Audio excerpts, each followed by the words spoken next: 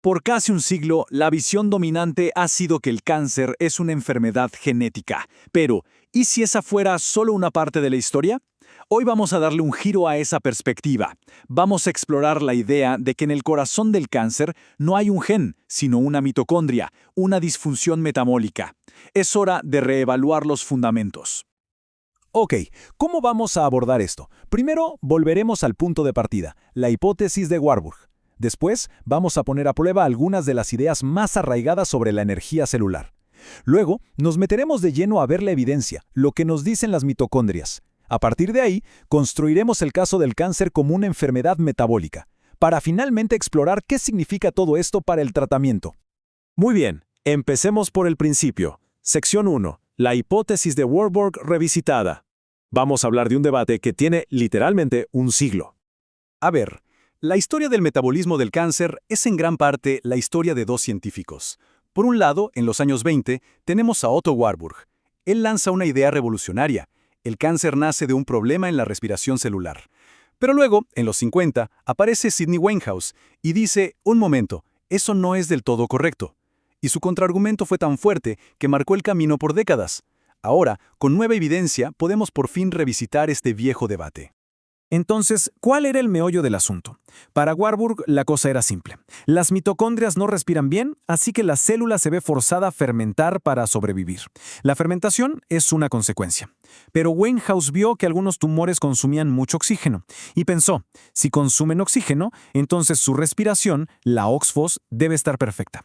Esta simple observación lo cambió todo y puso el foco en la glucólisis, no en la mitocondria, por más de 50 años.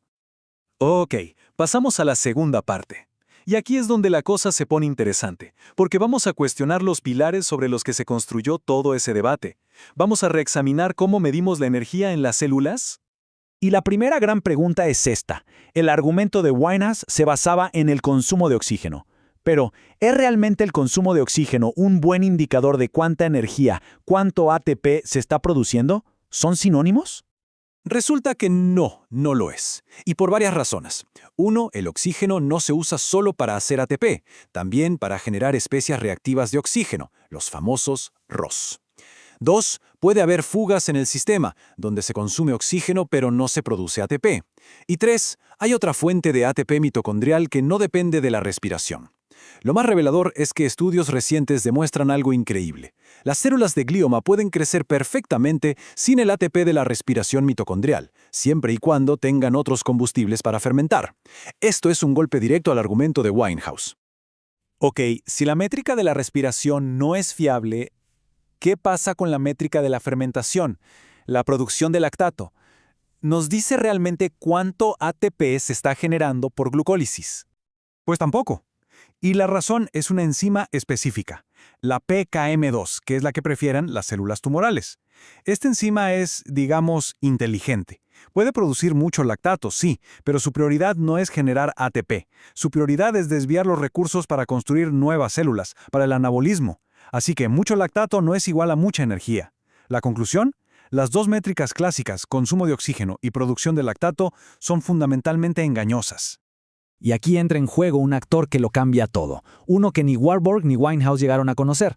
Se llama fosforilación a nivel de sustrato mitocondrial, o MSLP para abreviar. Pensemos en esto. Es una forma de producir ATP por dentro de la mitocondria, pero que no necesita de la respiración normal, de la OXFOS.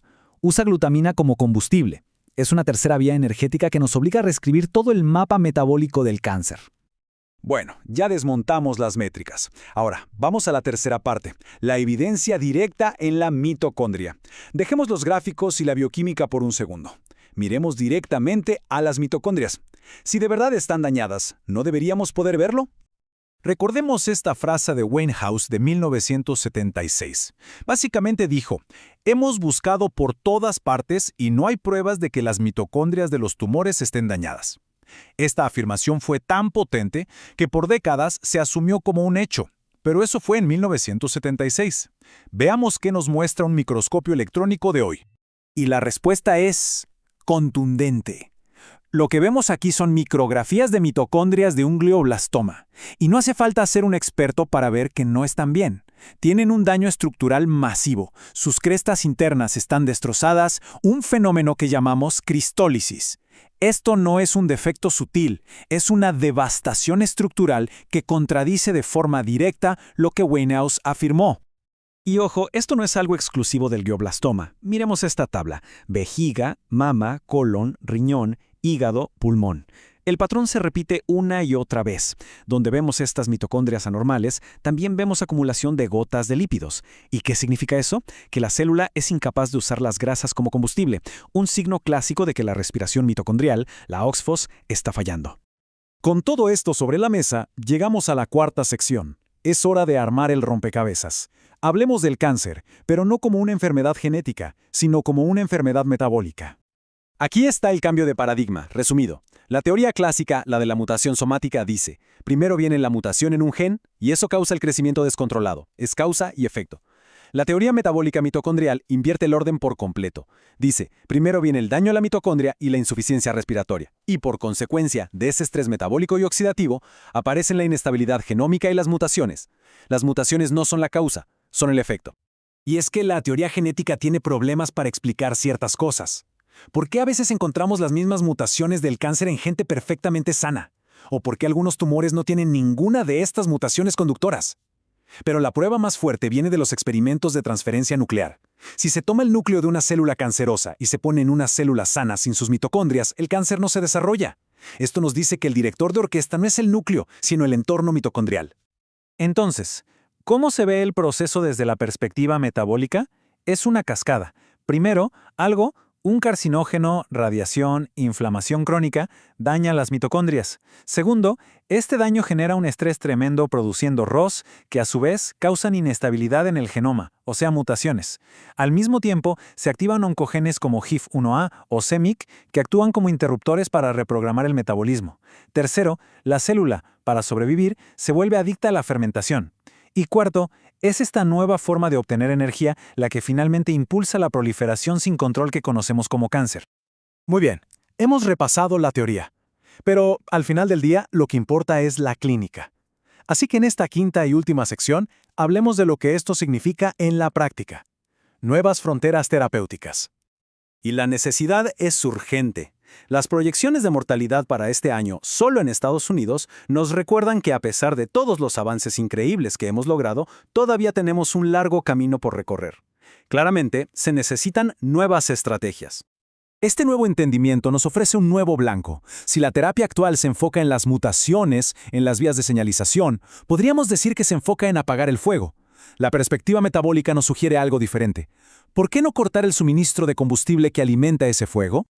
Y aquí es donde entra en juego un enfoque como la terapia metabólica cetogénica. La lógica es elegante.